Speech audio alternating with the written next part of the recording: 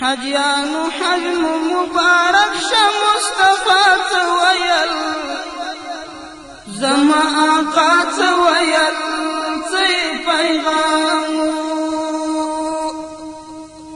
وایې زمن په باب کوم.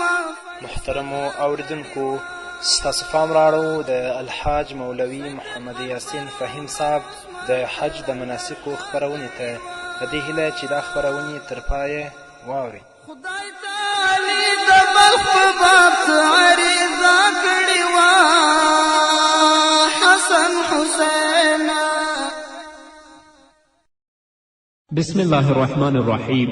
الحمد لله رب العالمين حمد الشاكرين، الصلاة والسلام على سيد الأنبياء والمرسلين سيدنا ونبينا وشفيعنا ومولانا محمد وعلى آله وأصحابه الطيبين الطاهرين. قدرمن اوریدونکو د ژوند د لارې د خپرونې مینوالو، السلام علیکم ورحمة الله وبرکاته. ستاسو روغتیا او خوشحالي د پاک رب نه غواړم په دې هیله چې د صحت او عافیت جامې په تن ولرئ او خوشحالي مو په برخه وي. دا دی زه محمد یاسین فهیم د ژوند د لارې د خپرونې په وړاندې کولو کې ستاسو په خدمت کې یم.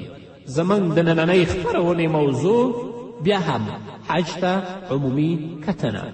قدرمن اوریدونکو، یو د هغو 5 ارکانو څخه چې د اسلام بنسټ او د اسلام تهداب په هغو باندې ایښودلی شوی، یو د هغو نه حج دی.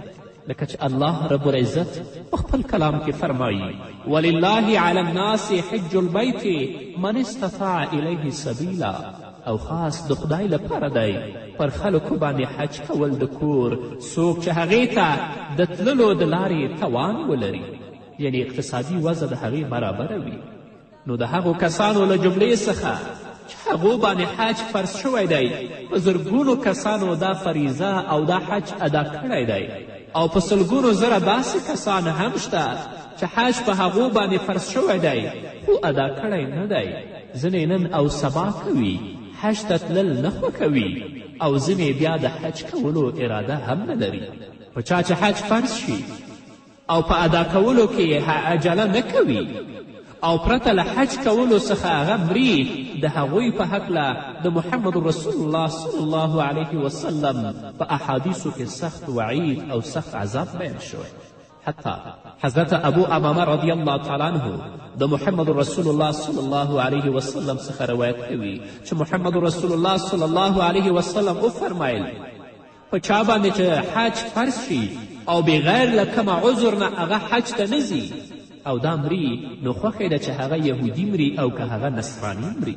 یو خو په چا حج فرض شوی دی، هر کال لپاره هغه کوشش کوي، عریضه کوي چې حج ته ولاړ شم، د هغه نوم نه وځي، هغه معذور دی، هغه لپاره مشکل نشته دی، یا څوک سخت ناروغه وي. اما هغه څوک چې په هغه باندې حج فرض دی، امکانات یې هم شته چې حج ته ولاړ شي او حج ته نه ځي، رسول الله وایي چې په کوم وخت کې دا مري، نو خوښ چې هغه یهودي مري او که هغه نصراني مري.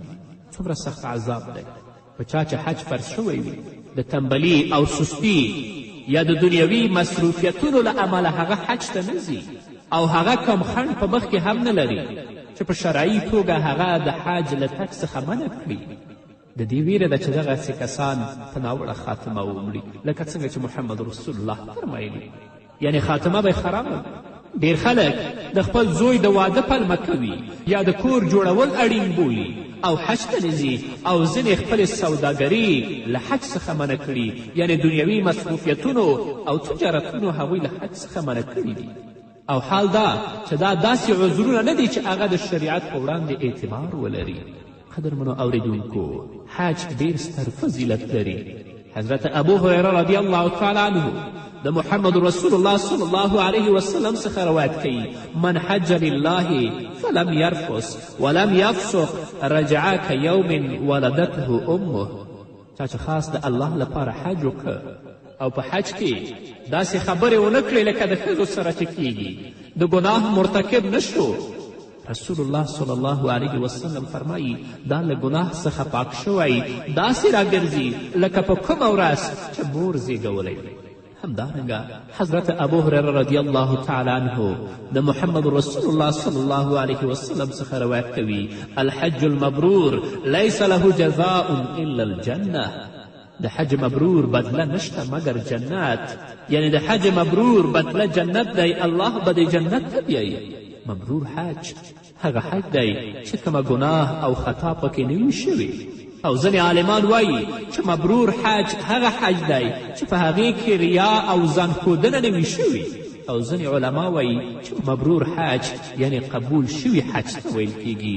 الله دې زموږ د حاجیانو ورونو او همدارنګه د خویندو حج مبرور او مقبول حج وګرځوي. همدارنګه قدرمنو اوریدونکو، عمره هم لکه د حج په شان یو عبادت دی چې په مکې مکرمه کې ترسره کیږي. په عمره کې یوازې یو څو اعماله ترسره کیږي. رسول الله صلی الله علیه وسلم وفرمیل څوک چې حج او عمرې ته ځي هغه د الله رب العزت میلمانه دي. الحجاج والعمار وفد الله. حاجیان او هغه څوک چې د عمرې لپاره ځي دا ټول د الله میلمانه دي. الله څخه ډیره اوچته مرتبه لري. که د الله په حضور کې څه دعا وغواړي الله به د دوی دعا قبلوي. او که د الله رب العزت نه دوی بخښنه وغواړي الله رب العزت به دوی ته بخښنه کوي.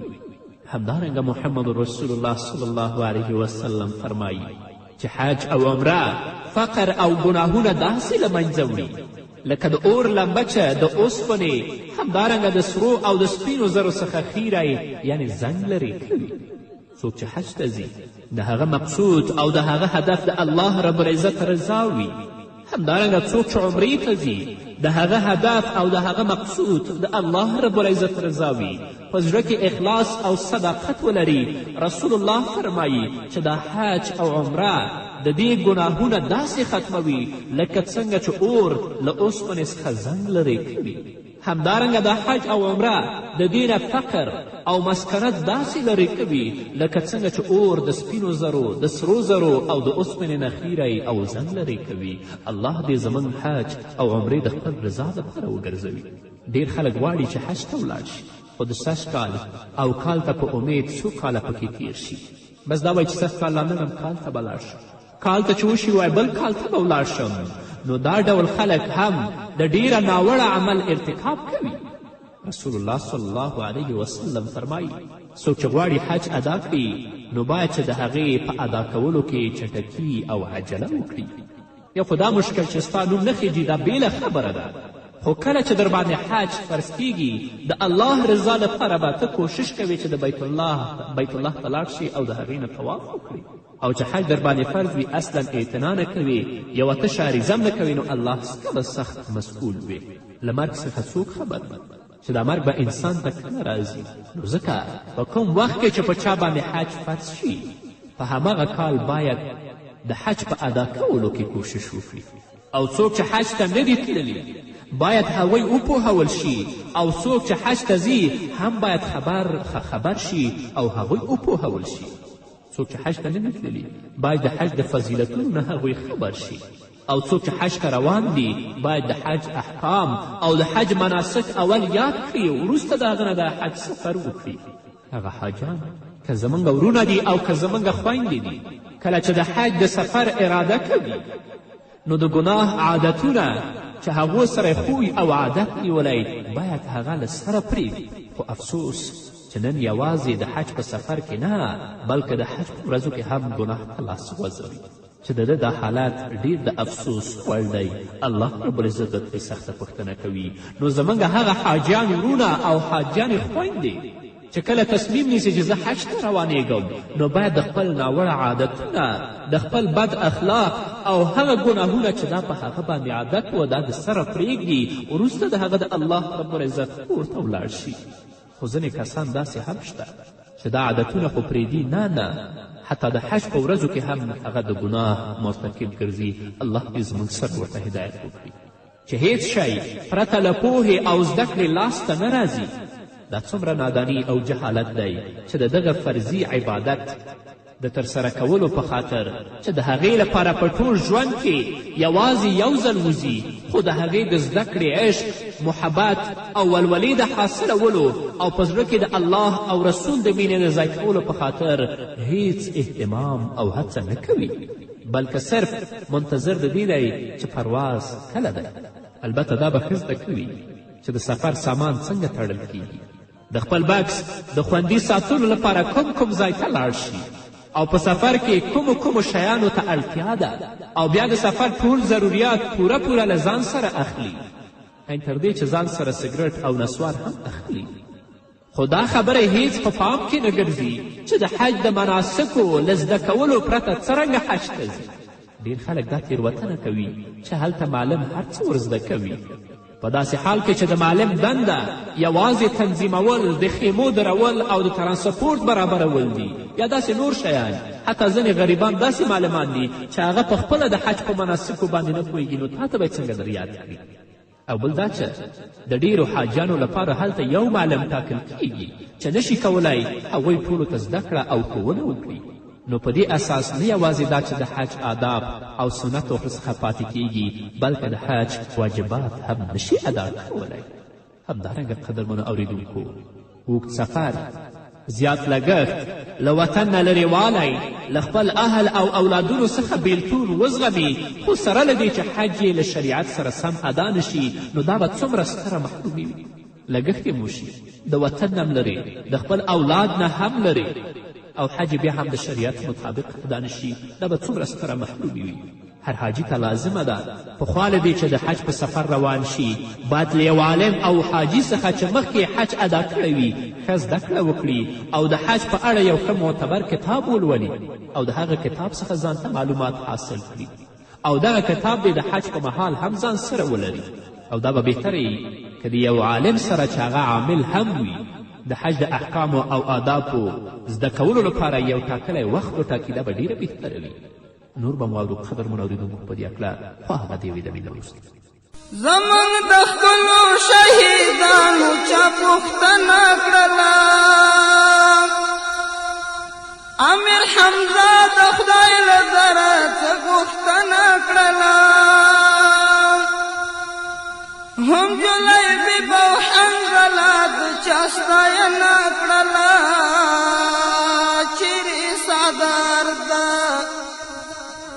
چیرې څادر د فاطمې بیبي زهرا څه ویل، زما آقا څه ویل، څه یې پیغام و،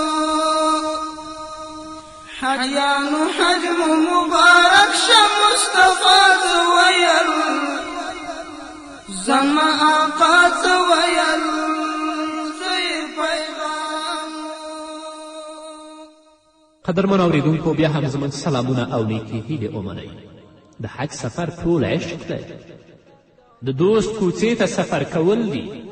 په دې سفر کې د حقیقي محبوب رب العزت لوري ته بدن او فکر متوجه کول ډیر اړین دي. خو حاجیان نه یوازې چې د خپل 2 میاشتې یا یوه نیمه میاشت په غفلت کې تېروي، بلکې په دې شپو او ورځو کې هم لکه د ژوند د نورو شپو ورځو په شان په ګناه کې ډوب وي، ان تر دې چې د ځینې کسانو ګناه نور هم زیاتوالی مومي.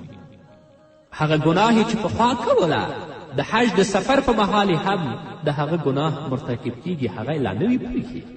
د مثال په توګه چې دا هغه کړنې دي چې موږ په سترګو لیدلي دي. کله چې حاجي جدې یا مکې مکرمې ته ورسیږي نو تر ټولو د مخه د راډیو یا د ټایپ اخیستلو کې ځان مصروف وکړي، یا هلته قسم قسمه کامرې لاسته راوړي او هغه کې بیا ناوړه آوازونه او ناوړه موسیقي هم اوري، او په حرم شریف کې د اوسېدو په مهال او همدارنګه کور ته له راستنېدو وروسته ټول عمر د خپل ساز او سرود او د موسیقي په اورېدلو کې تیروي او په ګناه کې مشغول وي. دا ټول نه، خو ځینې کسان داسې شته دغه کس خو د حج په سفر لاړه خو په بشپړ ډول د ګناه او معصیت توقع په غاړه کې اچولی او بیرته راستنېږي. له ګناه څخه هر وخت ځان ساتل لازم دي چې مسلمان په هر وخت کې باید ځان له ګناه څخه وساتي. خو چې کله د حج په سفر روانیږي باید ډیر زیات اهتمام وکړي چې ځان د ګناه نه بچ کړي. کله چې حج ته روانیږي د حج د سفر نه مخکې د ټولو ګناهونو نه توبه وباسي، او کله چې د حج نه بیرته راستنیږي باید هغه ګناه ته مخه نه کړي، تر څو د حاجي ژوند د نور لپاره د ژوند تیرولو یوه نمونه وي او د هغه سترتوب او ښه عادتونه د کلي او ښار په خلکو کې هم اغیز وکړي. تر کومه ځایه چې له وسه پوره وي د حج د سفر په موده کې باید له بېځایه خبرو، بې ارزښته او چټي کارونو څخه باید حاجي ځان وژغوري. په بازارونو کې د خوشې نه ګرځي، بلکې د خپل وخت باید حاجي په حرمینو شریفینو کې تیر کړي. په ځانګړې توګه په مسجد حرام کې باید 2 یا 3 واره د الله ربالعزت د کلام ختم وکړي.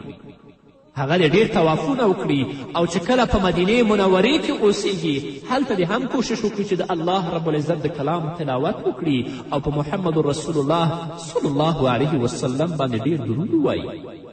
او تل لپاره دې دا کوشش کوي چې د هغه ژبه د الله په ذکر او د محمد رسول الله صلی الله علیه وسلم په درود باندې لمده وي.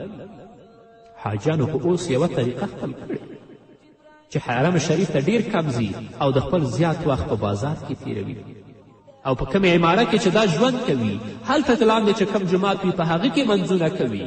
الله دومره توفیق د هغو نه حق اخیستلی وي چې لاړ شي دا د جمع مونځ په حرم کې چې یو مونځ په 1 لک منځونو دی هلته ادا کړي. د خپل وخت په بازارونو کې تیروي، ډیر شیان اخلي او هغه شیان ځان سره حرم ته راوړي او یو بل ته یې ښیي. څوک چې دغه شیان وویني نو د اخیستلو د ځای پوښتنه کوي چې دا تا په کم ځای کې اخیستي چې زه واخلم. او په کم ځای کې چې دوی ژوند کوي په کمې کوټه یا په عماره کې د خپل ټول وخت هغوی د پلورلو او د پریدلو په مشوره باندې ځای کوي چې تا د کم ځای نه واخیستل زه به یې د کم ځای نه اخلم. همدارنګه قدرمنو اوریدونکو یو څه وخت په دې فکر کولو کې تیروي چې وطن ته د رسېدو په مهال د هغه تود هرکلی وشي، خلک ورته میدان ته راشي، هغه ته ګلپوش موټر راولي او د هغه په غاړه کې ګلان او هارونه واچوي. تر ټولو زیات خپلو خپلوانو ته له سفر څخه د ستنېدو د نیټې په اړه د خبرتیا په موخه په لیکلو او د ټیلیفونونو باندې وخت تیروي. سفر ته لا جمعه پاتې وي، ټیلیفون او موبایل به راخیستی وي، هغه خپلوانو ته به ټیلیفون کوي چې زه په دې ورځ او په دې ورځ درځم. هوایي ډګر یا په کوم ځای کې چې د دې موټر درېږي هلته چې څوک د دې هرکلي لپاره نه وي راغلي له هغوی څخه خفه او ناراضه کیږي او وایي هغه کسانو ته چې د هرکلي لپاره نه دي راغلي ډالۍ او تبرکات مه ورکوئ. نو دا ښکاره ده چې قدرمنو اوریدونکو چې ریا او ځانښودنه عبادت له منځه وړي او حج د مبرور حج له درجې څخه وباسي. کله چې کور ته ورسید د بلنو او میلمستیاو لړۍ بیا پیل کړي چې په هغې کې ځانښودنه او ریا په ډاګه لیدل کیږي. په سلونو او په زرګونو جاینمازونه اخلي او قسمه توفی اخلي او هر څوک چې راځي دا په هغه باندې ویشي. ځینې داسې حاجیان شته دی چې هغه به د حج د سفر کولو توان لري خو د بیرته د راتلو د مصارفو توان به نه لري. دا ټول خرافات دي قدرمنو اوریدونکو. د حج بهترینه تحفه چې د هغه د زمزم اوبه او د مدینې منورې خرما ده. پرېږدي دا ناوړه کارونه، دا بد رواجونه او بد دودونه چې نن زموږ په ټولنه کې ځای نیولی دې ته شا کړئ. کنې ستاسې حج به د مبرور حج د درجې نه وباسي، الله څخه به قبول نه وي. پخوا به زمزم اوبه د مکې مکرمې او خرما د مدینې منورې تحفه ګڼل کېدله او حاجیانو به د حج له سفر څخه د ستنېدو په مهال همدا شیان اخیستل. چاته به چې د زمزم یو ګوټ اوبه او نیمه خرما ورسېدله هغه به ډېر خوښ او خوشحاله و. خو نن ورځ د خلکو په زړونو کې د دغه شیانو ارزښت نه دی پاتې شوی، بلکې هغه شیان چې له چین، جاپان، اروپا او امریکا څخه راوړل کیږي نو ډیره غټه تحفه ګڼل کیږي. جاینمازونه خو لا پرېږده چې هغو سره موبایلونه او ځینې د تصویر کامرې هم دي. حاجیان په دې فکر کې وي چې خپلو زامنو، خپلو لورګانو او خپلو زومانو او همدارنګه هغو کسانو ته چې د ده هرکلي او ستړي مشي ته میدان ته راځي یا د ده کور ته راځي څه ډول ډالۍ ادا کړي او دوی ته کومې ډالۍ ورکړي. له همدې امله په مکې مکرمه او مدینې منوره کې د ځانګړو کمپنیو د ساعتونو، د راډیوګانو، همدارنګه د ټیپونو پوښتنې کوي او د هغې د پیدا کولو کوشش کوي تر څو هغه واخلي او دلته یې وطن کې په خپلو خپلوانو باندې وویشي. الله رب العزت دې زموږ په حاجیانو ورونو او خویندو باندې رحم وکړي. حج ته چې ځئ د هر څه نه مخکې د ګناه نه توبه وباسئ، د خپل زړه کې اخلاص او صداقت ته ځای ورکړئ، کوشش وکړئ چې ستاسو حج او ستاسو سفر د الله رب العزت د رضا لپاره وي او هلته چې مدینې منورې ته ځئ زیات کوشش وکړئ چې خپل وخت په مسجد نبوي کې د محمد رسول الله صلی الله علیه وسلم د روضې تر څنګ تیر کړئ د الله رب العزت د کلام تلاوت وکړئ په محمد رسول الله باندې درود ووایئ د خپل وخت مه ضایع کوئ په بازارونو کې مه ګرځئ تحفې مه اخلئ او کله چې مکې مکرمې ته ځئ کوشش وکړئ چې د خپل ډیر وخت په مسجد الحرام کې تیر کړئ هلته د الله رب العزت د کلام تلاوت وکړئ او کوشش وکړئ چې 5 وخته مونځ په حرم کې په جمع باندې ادا کړئ د خپل وخت په خپلو کوټو کې په غیبتونو باندې بازار کې په ګرځېدلو او د ډالیو د تحفو په اخیستلو باندې مه تېروئ او دې ته متوجه مو اوسئ چې کله زه وطن ته لاړ شم هلته زما تود هرکلی وشي او د هغه ځای نه تلیفونونه کوې چې دومره جاینمازونه واخلئ دومره خلک خبر کړئ دا ټول خرافات دي بلکې د الله رضا ته په خپل زړه کې ځای ورکړئ تر څو ستاسو حج د الله رب العزت په دربار کې قبول او منظور شي نو غواړم قدرمنو اورېدونکو چې په څو خپرونو کې د حج او د عمرې مسائل په ډیر لنډ ډول تاسو ته وڅېړم که انشاءالله ژوند باقي و نو دا وه زموږ نننۍ خپرونه چې ستاسو درانه حضور ته وړاندې شوه تر بلې خپرونې پورې چې زه بیا هم ستاسو درانه حضور ته راځم تاسو ټول په پاک رب سپارم پاتې ژوند نیکمرغه کات بریالي او کامیابه اوسئ د ابراهیم مقام کې چا خدای ته سوالونه کول په غاړې ثور او حرا کې چا عذرونه کول زموږ د هېواد په حق کې خدای ته چا عرضونه کول زموږ د هېواد په حق کې خدای ته چا عرضونه کول